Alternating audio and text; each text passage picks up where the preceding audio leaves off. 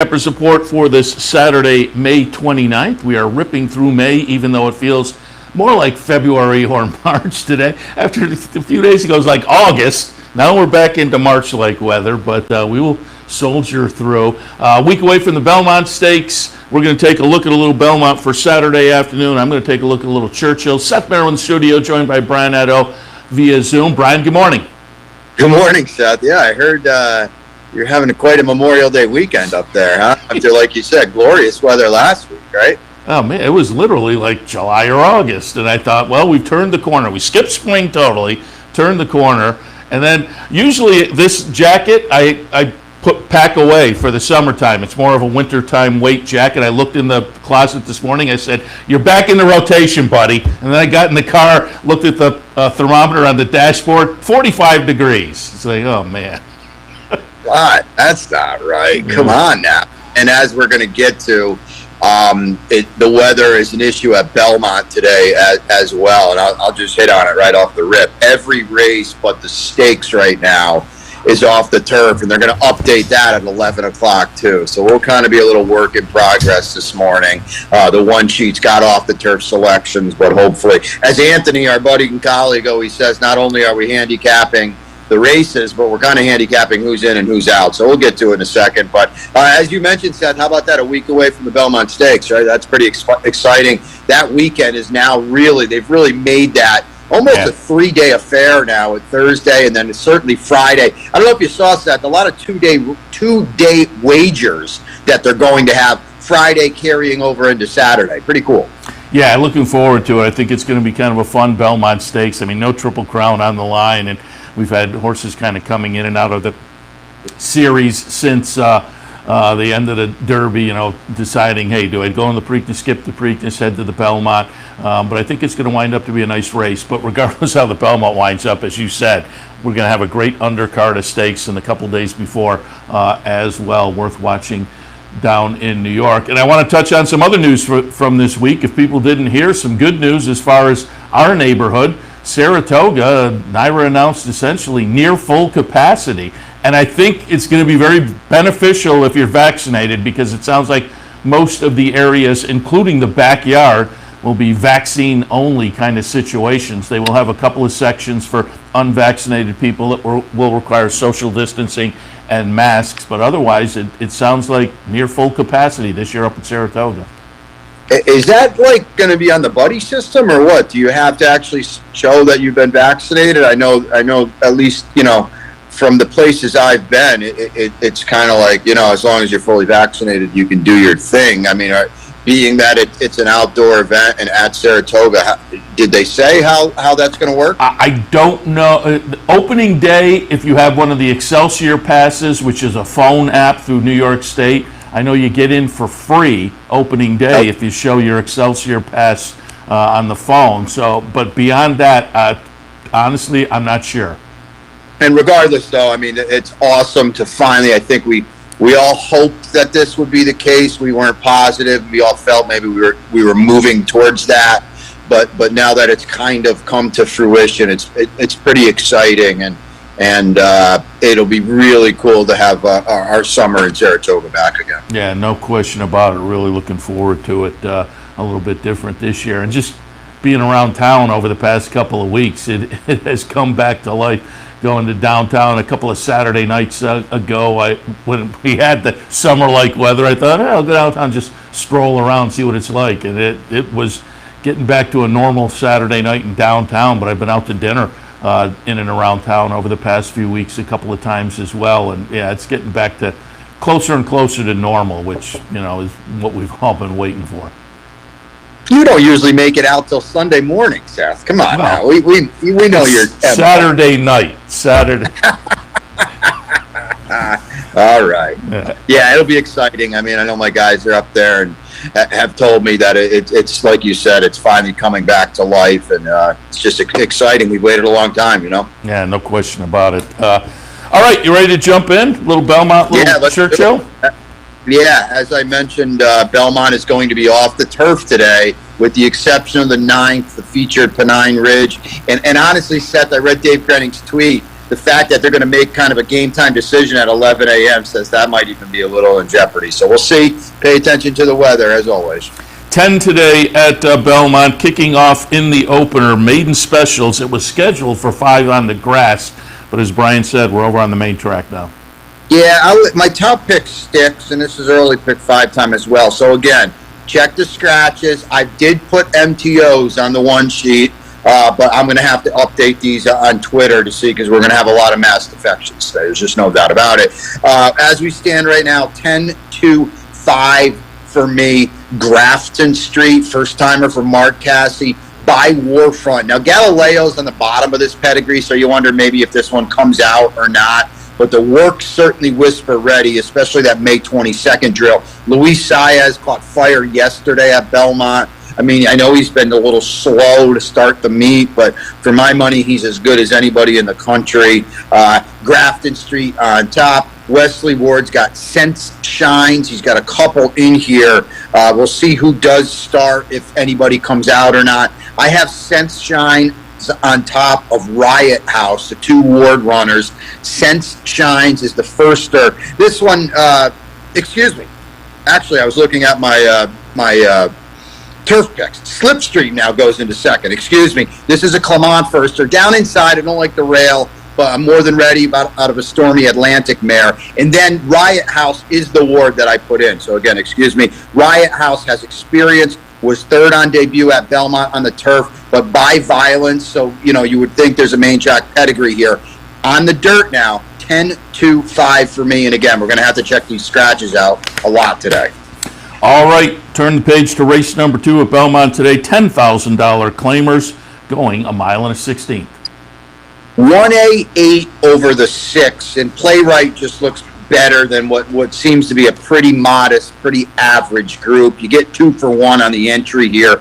Saez is down inside on hardcore folklore, but this is all about Playwright, who's got the big numbers, has run very, very well of late. Hasn't won, I will say that. It's been a while between drinks for Playwright. You don't see one on the page, but his form is just better than these. He looks to be able to get it done at a short price.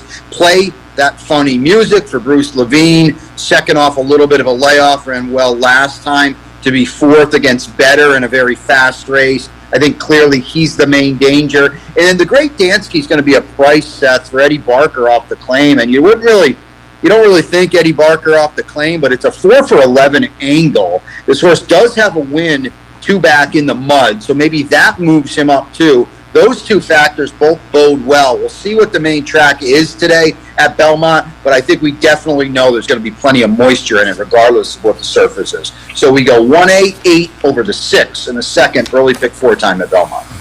Race number 3 at Belmont on Saturday afternoon. It is an allowance, non-winners of 1 other than a mile of the trip, $92,000 the purse.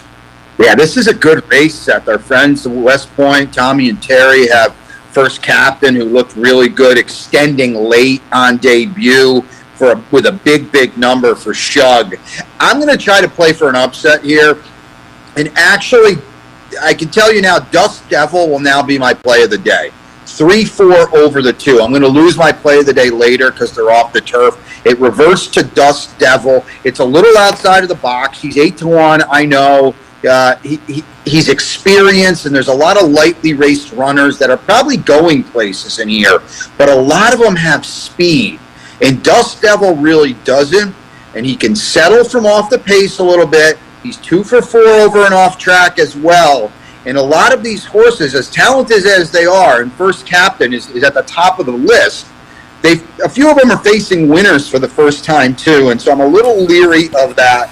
Dust Devil does have 3 lifetime wins. He's going to be coming from off the pace. He likes an off track.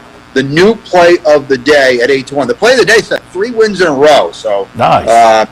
Yeah, 9-2, 4-1. Yesterday, Seth, I had the play of the day at 5-1.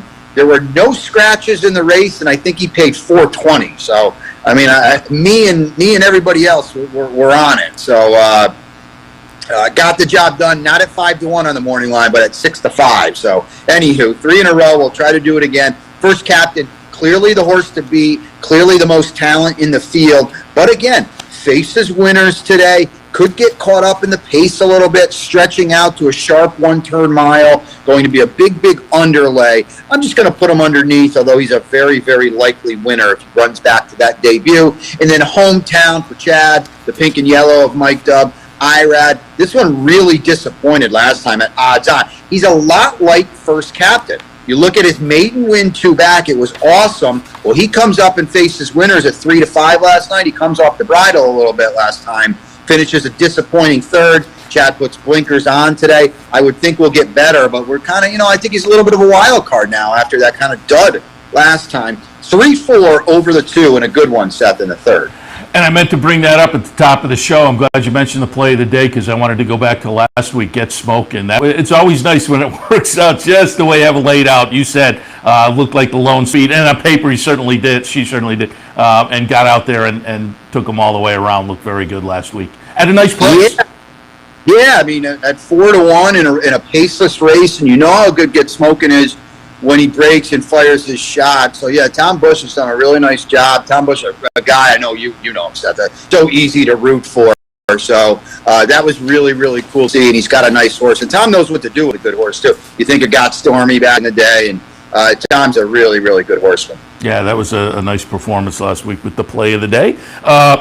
The fourth at Belmont this afternoon, state-bred maiden claimers. Again, it was scheduled for a mile on the grass, now moves over to the main track.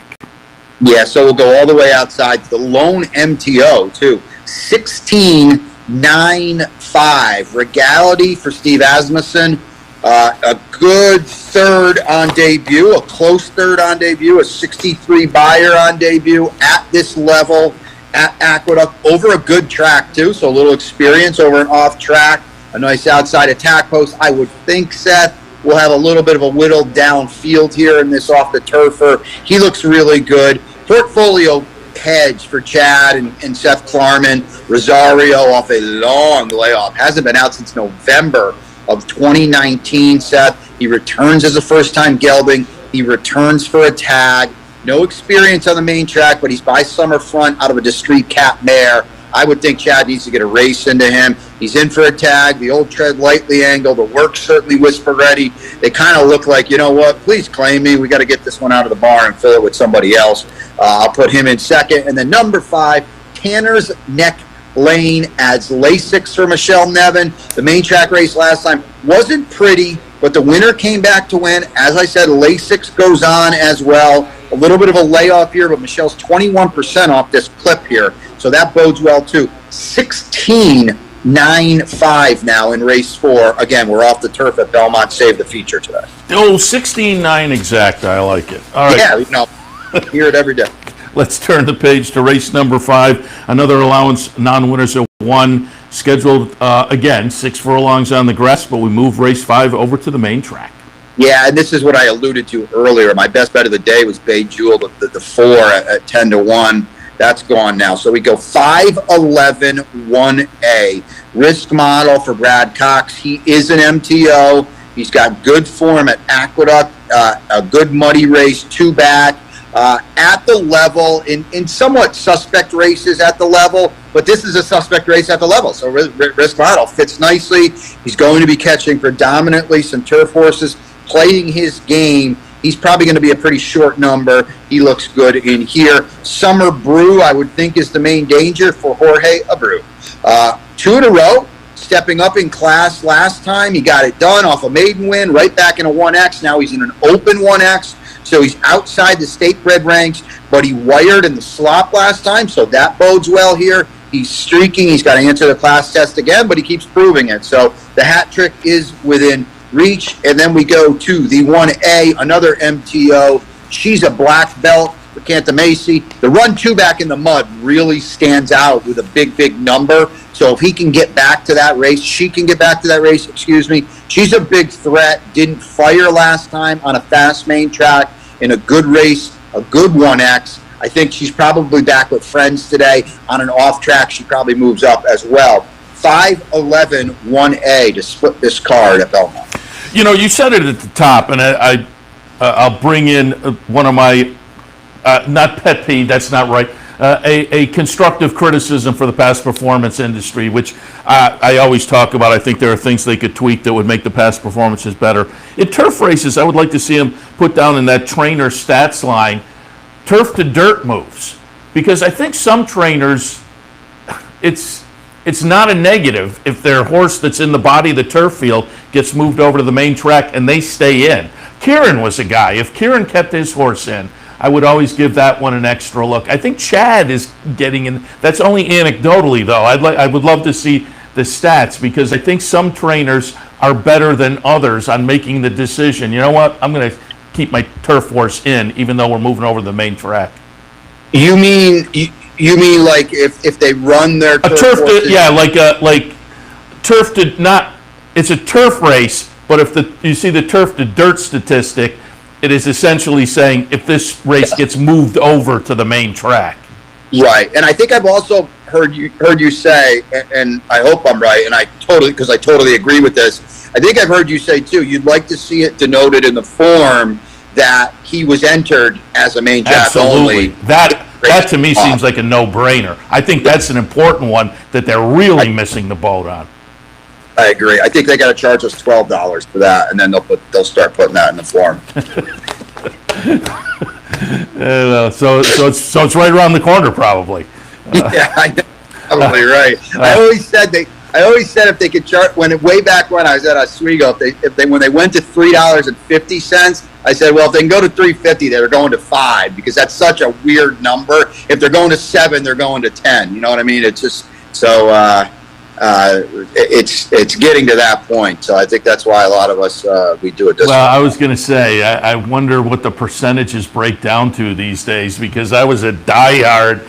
I remember the old tabloid edition, and I remember the broadsheet edition, and I say I remember the tablet because I've gone to the printing them up online and reading the articles online now. Been doing that for a while, and I think that's a lot of people are in that boat. All right, we'll take a break. When we come back, we will shift our attention to the latter portion of the Belmont card, then on to Churchill. All of that right after this. Stay tuned.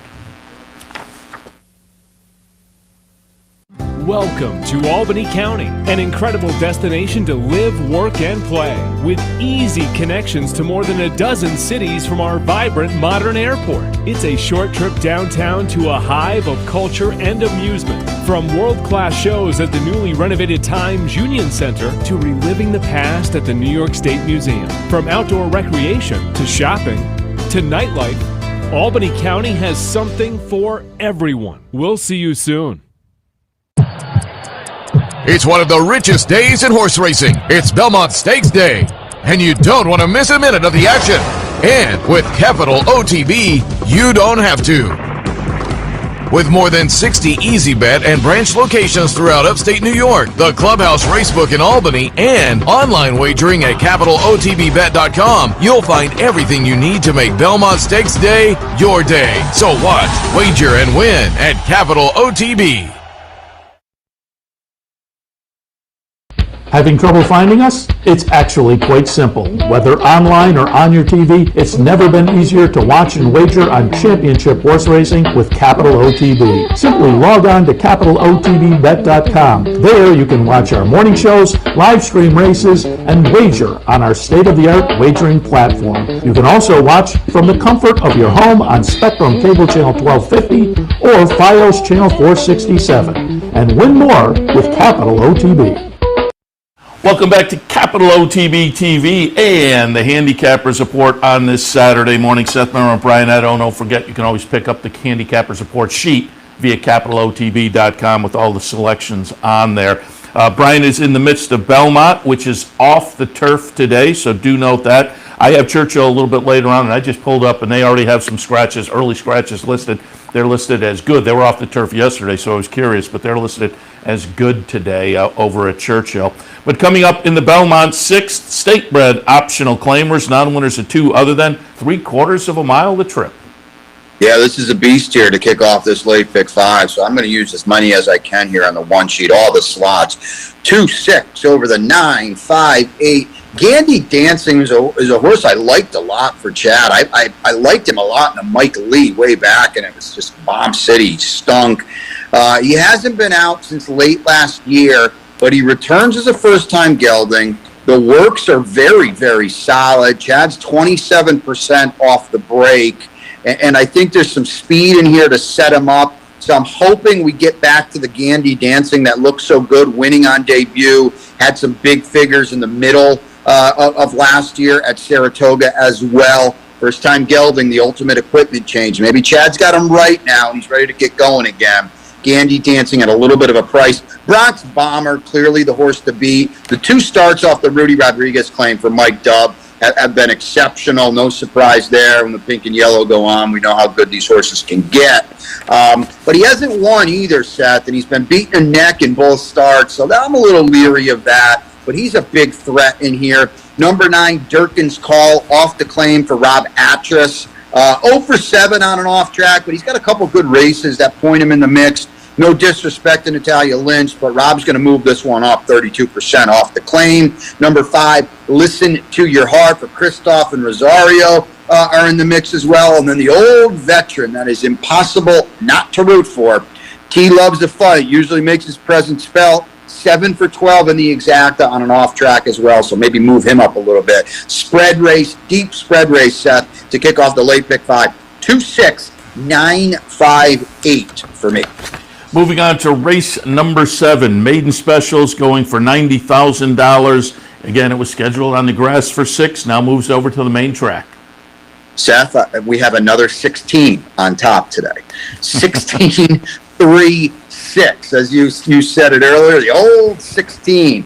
Well, Sand and Sea from the parking lot here, but he'll move in because there'll be a lot of scratches. By Liam's Map out of a hard spun mare. They paid $180 for this one.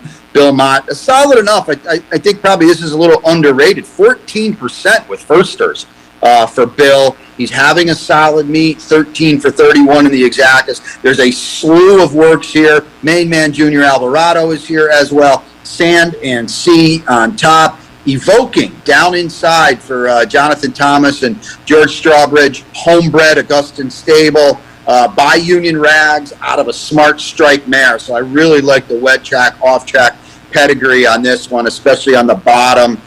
Jonathan, I always think of Jonathan as a patient guy. He's 19% with firsters. There's some big works here for Evoking. I would think she runs well if she's in here. And then Blue Times, Danny Gargan. This one probably, Seth, might move up more than anyone because Danny is only 5% first turf, 0%, 0 for 16 first turf, 5% with firsters. But I think the fact that this one is on the dirt, not this time out of a crafty straw mare, that's a one you don't see too much. I would think this one moves up 16, 3, 6. Admittedly, Seth, it's a guessing game. We need to see some scratches. 8th race this afternoon at Belmont. Optional claimer, non-winners of 2, a mile and a 16th. 7, 9, 2, 3. Daddy Blessed for Maker and Saez. I mentioned Saez got a 4 yesterday, and him and Mike Maker are really, really good together, well over 20%. And maybe Luis, after a slow start, getting ready to turn the corner here a little bit. 2 for 2 over an off track for Doubly Blessed. So that's probably going to move him up too. And I liked him anyway. He's got tactical speed. Luis is one of the best gate riders there is. I love the aggression he shows. Mystic Knight, I was surprised to see he was only a 3-1, relatively tepid morning line favorite. You look at that race last time, a 99 buyer where he ran off with ease, does step up, goes 2 turns to 1 turn. So there's some reason, a little trepidation here, but I think he's a big, big threat for Chad and Manny Franco, Peter Branall, Chad's one of Chad's big owners. This horse has a lot of talent, a gelded son of Into Mischief. Gialarmo's attack down inside. Safi Joseph's kind of starting to make his presence felt in New York a little bit more. This one aired at Gulfstream against Lesser. Then Superfecto off the layoff a little bit for Ralph Nix off a class drop too. He figures in the mix as well. Good race. Some of these allowance races today at Belmont are really, really good. 7, 9, 2, 3 for me. In the 9th race, the featured Pennine Ridge. Again, earlier, Brian noted that this one's still on the grass, but we'll watch as the afternoon progresses. Grade 2 event, 9 furlongs on the grass to trip. Yeah, and if I mentioned Dave Grenning's tweet was they'll reevaluate and announce at 11 a.m. So you'll know well in advance, and they'll do their due diligence and take this off before the pick 5 and 6 starts. Right now it's on, but the fact that Dave said that and they're going to regroup says tread lightly here. I'm going to give turf, but real quickly on dirt, 5-9-3 if that's the case. But on turf, 3-4-8-7-5. I think it's a great race. I hope it stays on turf. I took a little shot with Shaftesbury. We'll call him the other Pletcher, but he looked really, really good. Finally breaking through last time. And Seth, you know this. When they do break through, sometimes that light bulb goes on. You and I talk about this a lot. And it seemed to happen last time for Shaftesbury. Yeah, he steps way up in here, but he fits on paper. He seems to be going the right way. And with that confidence boost behind him, maybe he fires another big shot. I'll put him on top. Hard Love is the horse to beat. I don't think he's 9-5 the horse to beat, though. His comeback stakes win in the Woodhaven was solid. It's Jonathan Thomas, Javier, big game, Bob LaPenta's here, Augustin Stable as well, and a few others. He's 2 for 3. He's a turf stakes winner. I don't really think, Seth, he doesn't look to me like he's that overwhelming over the rest of these. So I respect him. I think he's the horse to beat. He's not 9-5, though, and I don't think he will be 9-5 either, to be honest. Safe Conduct going the right way for Phil Serpe. Looked really, really good, winning last time at Belmont. And now he steps up, but put a big figure down that day over this inner turf course. Number 7, Public Sector for Chad and Seth Klarman, Jose Ortiz. Second off the layoff, he was behind Safe Conduct last time. And then, you know, I've got Sainthood in fifth, Seth, but I know he was second in the Jeff Ruby on the Poly at Turfway, but, you know, he's never tried turf. I know he's by Michelle Wish, so he's supposed to get it, but I don't know how good he is. I don't really think much of Sainthood, and I think he's a big underlay in here.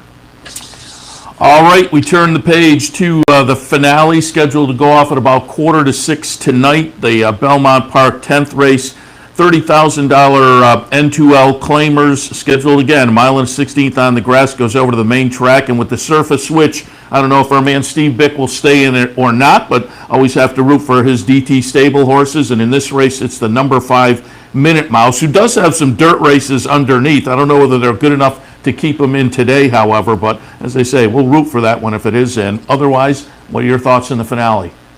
Yeah, she might run because she needs a race, it looks like, so he could get one in or out. My third dirt race where I go all the way outside. I can't give you a 16, but I'll give you a 14. 14.97, Amity Island. Gary Siaka off the claim. It's a solid enough 14%. I think that's 2 for 7. But up to about 3 or 4 years ago, Gary was like 30% off the claim. He's very astute. You wouldn't really think of it. Relatively low percentage barn. But he does a very, very good job. And he snags this one last time from Chad. And sometimes Chad just wants to get these kind of horses out of the barn. Gary dips for a quarter, runs back for 30. She's got a lot of upside. She was a good second that day. I like her in here now that she's the MTO. Number 9, Great Destiny for Christoph.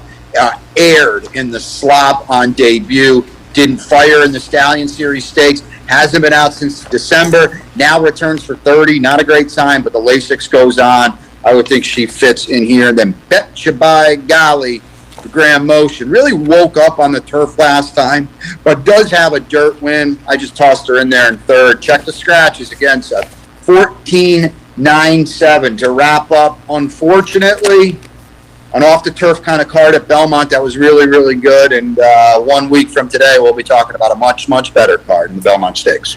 And before we wrap up Belmont conversation, I just wanted to go back to yesterday because on a weekday card, a nice little optional claimer in the third race yesterday, it was the return of Happy Saver, who was so promising last year. 4 starts in the career as a 3-year-old, 4 wins. Broke the maiden, went through the first condition up at Saratoga, then won the Tessio, and then won the Jockey Club Gold Cup to go 4 for 4 for Todd Pletcher. Came back yesterday. The field wound up to be a field of 5, went off as the 2-5 favorite in there and got it done. I didn't think it was flashy. I thought off a layoff going back to last October, I thought it was a useful race to get his season started again. I was watching you yesterday, Seth, and I echo all those sentiments. That's what Happy Saver is, right? I've never liked him.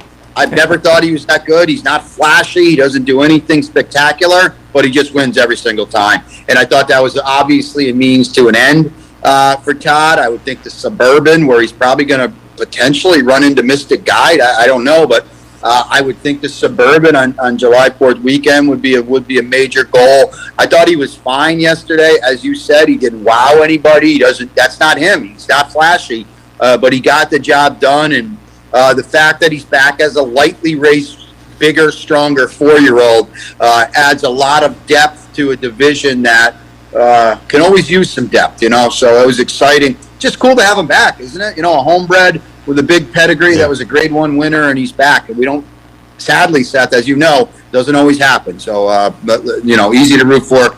Cool to see that the Wertheimer brothers brought him back. Yeah, and I would have to think some kind of, one of the Saratoga Stakes is on the schedule, on the agenda as well. I would have to think we'll see him up there. All right, we will take a break. When we come back, we'll turn the page and look at Churchill. Really nice Churchill card today. With a lot of stakes action. There's also some money up for grabs that we'll talk about as well. All of that right after this. Stay tuned. Capital OTB is now streaming live on Roku. The RTN Racing channel on Roku lets you watch OTB TV live through your Roku device or your Amazon Fire Stick, rather than being limited to computers and mobile devices, which means you can now watch OTB live wherever you are. Simply open Roku, scroll to find the RTN channel, then click on OTB TV. OTB TV on Roku. Try it now. The Clubhouse Racebook is the Capital Region's new home for racing and sports. 25,000 square feet of Vegas-style action with live wagering on the best horse racing from around the world. 260 flat-screen televisions and state-of-the-art wagering terminals. So don't miss out. The fun is only minutes away at 711 Central Avenue, Albany, just off Exit 5 of I-90. And don't forget, if you can't make it to the Clubhouse, you can always wager online 24/7 at capitalotb.com. Where's the best place to find your favorite teams, your favorite food, daily drink specials, and wagering on live horse racing? Legends Field Sports Bar, 711 Central Avenue, Albany. Get your game on day or night with 75 flat-screen TVs, tournament-style pool tables, a private banquet room, and live horse racing. So if someone asks you, where's the best sports bar in the Capital Region? Tell them Legends Field Sports Bar, inside the Clubhouse Racebook, 711 Central Avenue, Albany. Welcome back to the Handicappers Report. Brian and Seth with you. Before the break, we finished up what's unfortunately going to be an off-the-turf card at Belmont, at least everything but the stakes right now. A good 10-race card, but Belmont will take center stage next weekend with their monster Belmont Stakes Day card. But today it's Churchill Downs. They've got 11 races. It's Stephen Foster Preview Day, that grade 1 later on, 4 weeks from today. And they've got a plethora of stakes races. They're going to pay out that Rainbow Six. They're going to pay out that Derby City 6 that they do. They think a pool's going to have about 500,000. There's a late pick 5 carryover as well, all stakes sequence. So we'll get to that in a second. But Seth's going to kick it off. It's a 12:45 post. So he's got you covered. He's also got you covered on Racing Across America coming up, because he's going to have my guy Joe Christopher live. Joe, the paddock analyst and the head guy there at Churchill. And then he's going to have Greg Foley as well. And if you're not familiar with Greg, Greg's a Louisville guy, a horseman true and true. His sons Travis and Alex are doing well for themselves in the business as well. It's a racing family. He's one of the best guys around, easy to root for. He's got Obesos in the Matt win. So Seth, I'll just hit the first race here and throw it to you. It's a maiden special weight for 2-year-olds, sprinting 5.5, but I know you're excited with what you got coming up as well. Yeah, top of the hour, you said it. We'll be joined right at the top of the hour by Joe Kay, your friend and ours, paddock commentator down there at Churchill, and we'll go over some of the stakes action with Joe at the top of the show. And then yesterday, we recorded an interview with Greg Foley, who, again, trains Obesos in the Matt win today, has Bango and the Aristides as well. And last week, he won Wisconsin in the winning colors over Frank's Rocket. We talk about that one potentially heading up to Saratoga. He's also brother to trainer. If you're looking down at the Churchill PPs, you see the name Vicky Foley. That's Greg's sister. We talk a little bit about how he got into the game, and also Vicky had Hog Creek Hustle go, a nice inner bar now, but a nice winner of the Woody Stevens 2 seasons ago, I think. Whatever it was, we were down at the Belmont covering it that weekend when she won. Put a nice grade 1 on the resume. But Greg actually had picked the horse out at the sale. So we talked about, hit on all of that with Greg. It was a nice interview we did yesterday. So stay tuned for all of that coming up, top of the hour, racing across America. In the meantime, I will look at this Churchill card. Yeah, that first race, Maiden Special, is going for $100,000. I have it 1, 3, 6, and 7. And I looked up the scratches and changes, and there are some early scratches already listed. Yesterday, they were off the turf. Today, they're on. The turf is currently listed as good down at Churchill. This race scheduled for the main track anyway. But 1, 3, 6, and 7, Vodka and Water, Steve Asmussen trainee. That was a just missed second in the debut at Churchill. That gave them enough confidence to try some stakes action on the move over to the debut was at Keeneland. On the move over to Churchill last time, tried the stakes action. We had an okay second there. Now gets back to the more proper Maiden Special. Should be a short price, but primed to run well this afternoon. Glacial in the second spot by Frosted, trained by Norm Cassie. The workouts look solid. There are a couple underneath that seem to signal this horse will be well meant in debut. And then 90s Country in the third spot, Brad Cox trainee, also making a debut. Also with a steady string of workouts and a couple underneath that indicate this horse may be ready to pop as well. In the opener at Churchill, 1, 3, 6, and 7. Onto the turf in race 2. I want to give a shout out. My buddy Kevin Kirsten, he's the second in command there behind Darren Rogers. If you follow him on Twitter, Seth, Horse Racing KK, he will be updated with the scratches like as soon as they come out. He's great with that. He's a great Twitter follow for information at Churchill, and he's really, really good with scratches. So anytime you're playing that Churchill card, looking to get ahead of the game, check him out because he's always on the precipice of the changes there. Anywho, in the early pick 4 here now in the second race, we're on the turf here. Fillies and mares 3 and up. It's a 1X, and you threw out the numbers at Belmont. The 102,000 at Churchill Downs. Big balloons. 2, 5, 4, and 6. The 3 was also a little bit interesting to me as well. If you get a price, I wouldn't argue anybody off of that one. But I put Kind Ways on top. 5 to 1 on the morning line. Shug trainee has been working over at Keeneland. The first couple of dirt starts, the numbers were okay. The finishing positions weren't so much. Then got into an off-the-turfer last time and won that pretty easily. I'm just wondering if that might have the horse primed this afternoon for the return to grass. The grass is clearly a question mark and why we're getting the 5 to 1, but it just seems like a nice progression over the last few that, as I say, may have the horse ready for the return to turf and a better performance on grass, at least finishing position-wise. The numbers were fine. Second spot, we'll look at Mind Out, the number 5 horse. Goes out for the former Shug trainee, Robbie Medina. New in his barn, comes in from Southern California. Has been trying some stakes company most recently out there, most recently being last year. So comes in off a layup. But what we have seen from this horse so far in the career, I think bodes well for fitting in nicely with this group on the return. And then Nope in the third spot. Tried Churchill last time. Decent little closing effort to come from the back of the pack to be a fairly close-up fourth last time. Again, the numbers this horse typically throws put this one right in the mix, and I think has to be considered. I'm just looking, has to be considered. I was thinking this might be the third or the fourth choice, but it's actually on the morning line. Yeah, on the morning line it is the choice. So clearly, getting consideration from the morning line odds maker. And again, the numbers say that is deservedly so. In the second at Churchill, 2, 5, 4, and 6.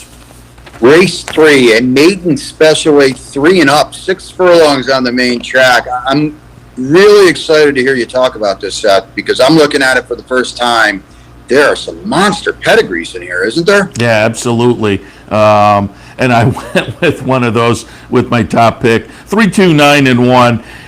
Casual Affair, Buy Into Mischief, out of a shadow. Can't go wrong there. Godolphin Runner for Brendan Walsh, I thought got a good education in the career debut over at Keeneland, fired a pretty good number. for a 2-year-old this time of year, or for a 3-year-old this time of year as well.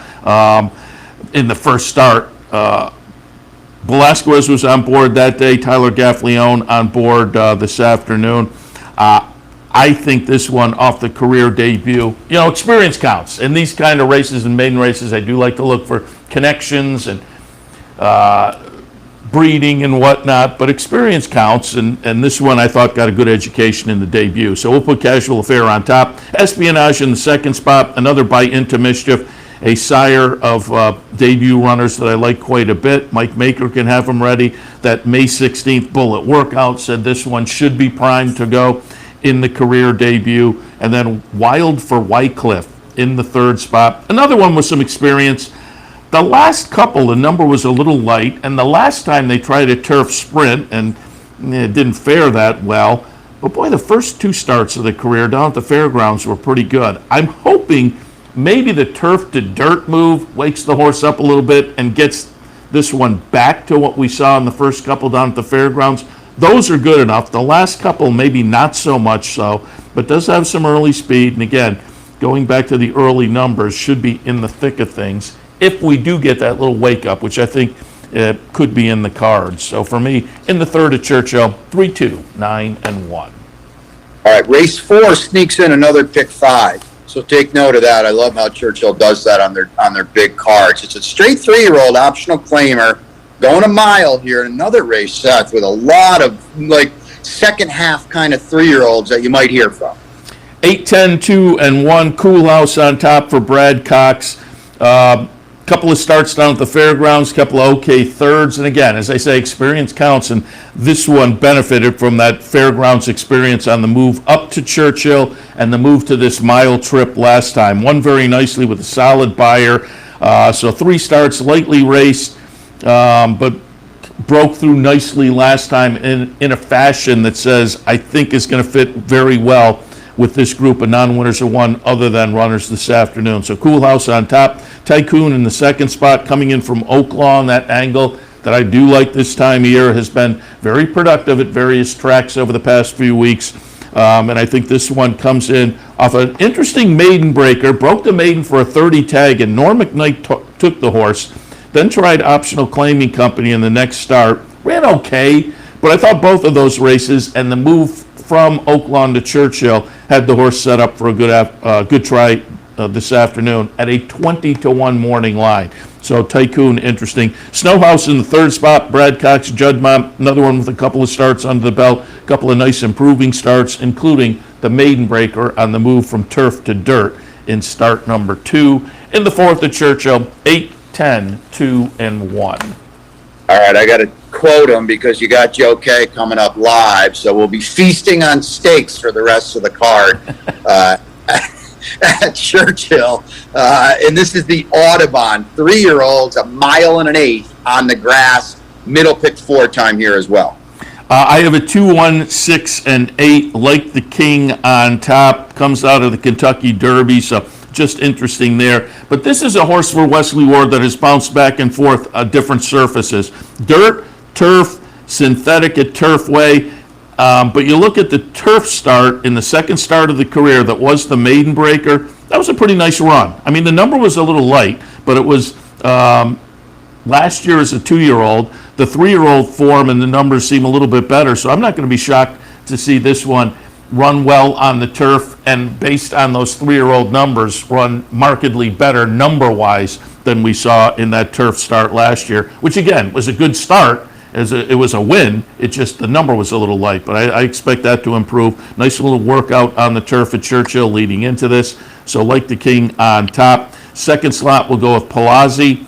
Has a little bit of a come from behind style. I'd like to see the horse closer than he was last time in the American Turf at Churchill, but the races a couple of starts before seem to indicate he may be a little bit closer, and he is a closer, so I'm not expecting him to be pressing the pace, but those starts 2 and 3 back may be a little more what we want to see, and then when we hear from him in the lane, he'll have a little more punch or be a little closer to make the finishing run a little more productive. Third spot, Cellist comes off of Three nice improving efforts, number-wise, from start 1 to start 2 to start 3. Broke the Maiden 2 back, stepped into the non-winners of 1 other than last time, and just missed. I think is going to fit nicely in this bunch of stakes runners. And I think it's a nice spot for this one to try some stakes company. In the 5th at Churchill, the Audubon 2-1, 6 and 8. All right, 5 down. When we come back, we'll really have some fun. We'll close it out with 6 straight stakes at Churchill Downs. Stay tuned. I'm Seth Merrow, and as serious horse players, we know that information is critical when placing a bet.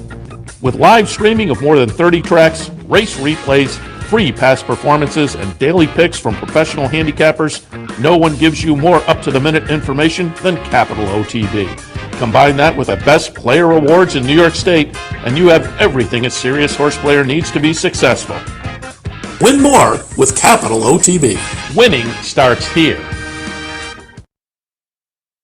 The Capital Region has some of the most sophisticated horse racing fans in the country. That's why Capital OTB built the Clubhouse Racebook. Here you can wager year-round on the best horse racing from around the world. The Clubhouse also has monthly promotions including live bankrolls, handicapping contests, and so much more. Like sports? Watch your favorite teams on more than 30 screens in Legends Field Sports Grill. Food, sports, and the excitement of championship horse racing. Only at the Clubhouse Racebook, 711 Central Avenue, Albany.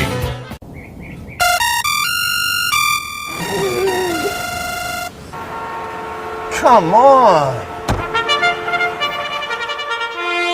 I want sales reports on my desk by Monday. Whoops. My bad. Love racing? RTN brings you every live simulcast on your home television, plus live video streaming and race replays on your PC and mobile devices. To order, visit rtn.tv. RTN, a breed apart. Welcome back to the Handicappers Report. Brian and Seth with you. And we got through 5 at Churchill before the break, and we hit on 1 stakes. Now we come back, and we've got 6 of them in a row here to end this card. 7 of them, really. Now this kicks off the 20-cent Derby City 6. Race 6 is the Blame. 4-year-olds and up for 150, going a mile and an eighth on the main. It's a prep for the Stephen Foster later in the meet. The important thing here is they're going to pay out that Derby City 6 today. 20-cent base wager. There's 150,000 in the pool. They were saying 500,000. To me, I think that's a very conservative number, especially now we've already seen we're off the turf at Belmont. That'll get some eyes away from them. I don't know, Seth. Maybe it's going to be $1 million in there. It'll be a big number regardless. The Blame kicks it off. How'd you see it? Yeah, I agree. I think this thing will balloon up nicely. I have it 7, 2, 3, and 5. Silver Dust, I like the win at Keeneland last time in the stakes race, and I think it has the horse set up well. You know, and this horse is pretty consistent, fires those kind of numbers. Ran a close-up third in this race last year behind Owendale with a solid number. So I think Silver Dust looks very good for Brett Calhoun. Second slot will go with Sprawl. Nice win in an optional claimer last time on the move to Churchill from a fourth-place finish behind the top pick in the Keeneland race 2 back, but it was a close-up fourth-place finish. So I think this horse is set up to run well this afternoon. And Night Ops in the third spot in the Keeneland stake. This one ran second to Silver Dust last time. I just think, as opposed to, for instance, the top pick, who I think is consistently throwing pretty solid numbers, to put that one on top, Night Ops, the numbers are consistently maybe just a little step lower, certainly than the top pick, and maybe that last number thrown by Sprawl. So if Sprawl can put a couple together, I think maybe that one kind of improves his position as compared to that stake back in April at Keeneland. So I'll put Night Ops down in the third spot. In the Blame, I have it 7, 2, 3, and 5. Race 7 is the Shawnee. Fillies and mares 4 and up. We go 100. It's 150,000. Mile and 16th on the main track. This kicks off the late pick 5. There's a $73,000 carryover in that. So you're going to have some big balloons there as well. How'd you see it, Seth? Yeah, and people love these pick 5 carryovers. They had one at Pimlico yesterday, and that ballooned up nicely. Yeah, you were playing it. Yeah. That thing got crazy. 900,000, I think. Yeah, and there were 4 perfectly logical horses. And then a $27 horse that was havable paid $3,800. He was $27 in a 4-horse field, Yeah. though. I think that was like and that's $27 going on $60. Yeah, that's what knocked me out. Yeah. That I had the two favorites in that race, and they ding-donged it early and just set it up for this closer. But if you were playing around, earlier in the sequence, I had a single that won like a single should. So I think there were places you could have pared down and maybe taken your shot to beat those favorites in that race. If you did, you got paid. That $3,800 was crazy. But in this in this seventh, the Shawnee, I have it 4, 7, 3, and 8. Envoûtant is going to be the one to beat. Coming out of a couple of placings behind She Dares the Devil back at Oaklawn and at Churchill last time in the La Troyenne, ran second to She Dares the Devil. So the Ken McPeak horse, yes, is the one to beat. I thought Miss Bigley was interesting. Made a Southern California to Oaklawn move last time for Phil D'Amato. Nice win at Oaklawn, so comes in with that Oaklawn form that I like. Working well at Churchill. I thought maybe at a little bit of a price, this one could be intriguing this afternoon. So Miss Bigley over Envoûtant, and then in the third spot, Ishtan Council, also coming in from Oaklawn. And boy, the horse in the morning is firing bullets left and right. I just thought the Larry Jones trainee was another one that you had to play around with a little bit potentially, given what this horse is signaling in the morning on the move from Oaklawn to Churchill. Seventh, the Shawnee, I have it 4, 7, 3, and 8. All right, that's the prep for the Fleur de Lis, as they'll have that the co-feature on the Foster undercard. Here's the 8th, last pick for the day, late pick for the Regret for the gals, 3-year-old fillies. We go a mile and an eighth on the turf. I have it 7, 1, and 4. Originally I had the 9 in the mix. That was signaled as a scratch on their scratch page. Double check all of that. But Gam's Mission on top for me. 3 starts so far for Cherie DeVoe. Second in the debut, broke the Maiden in the second career start, and then went right through the next condition. Couple of races so far at Churchill, bookending a fairgrounds race, but has shown the affinity for the Churchill strip. I think, again, I mentioned about a couple of horses already. I think this is a nice spot to step into Stakes Company and make that transition. Second slot, Oyster Box. This horse has already tried some Stakes Company. 2 back down in Tampa, ran a decent little third, then tried the Memories of Silver last time up at Aqueduct. It was 4th in there. Nothing to write home about in particular. But again, with the stakes experience already under the belt and the numbers this horse has fired in those 2 stakes races, I think is a good fit with this particular group. And then Spanish Love Affair. This one has been racing in stakes since the Maiden Breaker and the career debut. So we're looking at 5 stakes. The last was a little bit of a disappointment over at Keeneland. But if you look at the rest of the record, that last, and there was some trouble on the trouble line. So that may explain that the lackluster number. And I think, as I say, that looks like an aberration. I think the races before are more indicative of what we'll get this afternoon, making Spanish Love Affair maybe the one to beat in here. But in the 8th at Churchill, the Regret, 7, 1, and 4. The 9th, the Matt Win, grade 3 for 3-year-olds, $150,000. Good race, huh, Seth? And I know Obesos is in here for Greg Foley, who you're going to have on Racing Across America coming up. Our friends at West Point bought into that horse as well. So Greg's Tag Team Racing, Travis Foley's Tag Team Racing, Bernard Racing, and then what you can't see, I'm looking at the program here, our boys West Point, Terry and Tommy, and the partnership is in on this horse as well. Yeah, I had Tom Bellhouse on last week, and we actually touched on Obesos, and at that point they were looking maybe Ohio Derby, and Greg in the interview in a few minutes actually addresses that as well, and that, this race was right in the backyard. The horse is ready to go. But you can hear more about that from Greg a little bit later. I have it 5, 3, 2, and 8. I thought Folsom was very interesting. Comes in from a stake at Oaklawn, a win in a stake at Oaklawn for Brad Cox.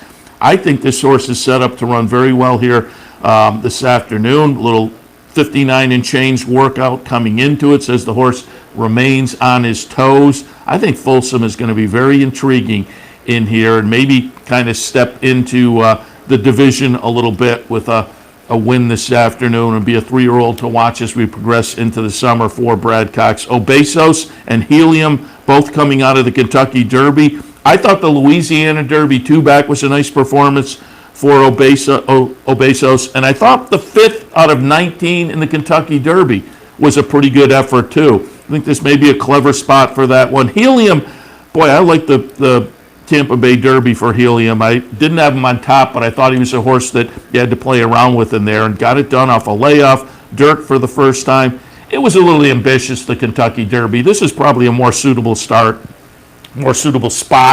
in the third start back of the season as well. So Helium interesting also. In the Mat win, 5-3, 2-8. The 10th, the Aristides 4-year-olds and up, $150,000, sprinting 6 on the main track. 10, 5, 9, and 8. But I will say the 3 Bango, again, listen to Greg Foley a little bit later. We talked about this one with Greg. And he's kind of high on Bango, I think. I didn't use that one, but I may have to reassess if I'm playing some of the picks later. But I didn't put Tap It to Win on top. Again, maybe on the trainer advice I had Mark Cassian a few weeks ago. Between the Tampa Stakes win and the Grade 1 try at Churchill. But Mark was really high on the seasonal debut for Tap It to Win down at Tampa and the win in that sprint stake. And said he thought he had a nice sprinter for this year. Off of that, I liked the horse in the stake at Churchill, as did the betting public, making it the favorite. Showed a little speed, got caught in kind of a wicked pace, and faded. Cuts back to the 6 furlongs today. I'll look for the rebound for Tap It to Win. Second slot, Empire of Gold. Nice win last time in an optional claimer down at Oaklawn. Attracted my attention. And Sir Alfred James. Nice win in an optional claimer right here at Churchill. In fine fashion with a pretty good number. It was a lifetime best. An affinity for Churchill. I think the Al Stall runner could be interesting as well. This is a fun race, but I have it 10, 5, 9, and 8. All right, and then there was one, the Douglas Park Overnight. 4-year-olds and up, we go 1 1/16 on the turf to wrap up a phenomenal 11-race card at the Downs. 8, 3, 9, and 2. I'll put Set Piece on top for Brad Cox. Comes out of a stakes win. End of April right here at Churchill Downs. Should be set up for another good run today. Parlor in the second slot. Hasn't been seen since last November, but the Mike Maker trainee could be very dangerous if this one comes back fit and ready to run. And Gray's Fable, lots of early speed from the outside. Might be the catch me if you can horse in here. In the 11th, I have it 8, 3, 9, and 2. All of which brings us to the end of the Handicappers Report for this Saturday morning. Seth Merrow and Brian Nadeau. I will invite you to stay tuned. In just a minute or two, we'll be back with Racing Across America. Joe Christofek live from Churchill. And we'll also talk to Greg Foley, who again trains Obesos and Bango on today's card. And we'll hit on Wisconsin from last week as well. Brian, appreciate it. Good luck this afternoon. Yeah, I can't wait to see this Churchill card. Belmont, unfortunately, looks like we lost turf today, except the feature. Take note of that. I'll update those scratches too. And then we'll really have some fun next week, with that Belmont Stakes card. Tell Joe I said hey as well. I'll be watching, and good luck to everybody back home. And we will catch up next week. New York Showcase Day, Belmont Stakes Day. Sounds good. We'll see you then. Wrapping it up for the Handicappers Report. Again, stay tuned. Racing Across America up next. You're watching OTB TV, a service of Capital Off-Track Betting.